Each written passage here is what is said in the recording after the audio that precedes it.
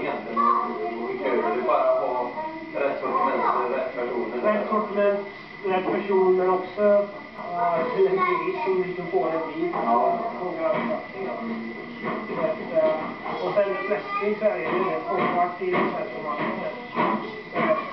Det är inte så att det är idag också. Det är inte så att det är 75 i 3 månader. Det bästa har åker och åker. Det blir folkbok till det.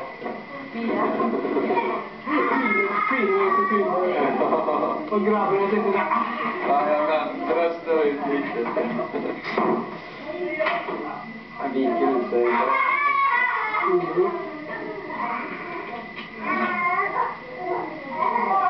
Fredrik kan hålla på lite grann med video i skolan. Så han får hem med en video. En sån här stor.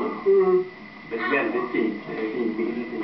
Ja. Perfekt. Det är klart, det är ju sådana som de har när de gör reportage med TV och sånt. Precis. Fredriks brorsa, han åkte mellan Kramfors och Sollefteå och studerade videotekniker.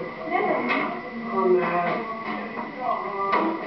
gymnasieingenjör och han har läst 1 år på byggnad med elektronik. Och så nu han är uppe och lär sig om filmer, dokumentärfilmer. Ja, det är mycket jobb att lära sig. Hur det går till. På rätt vis. Så det blir intressant.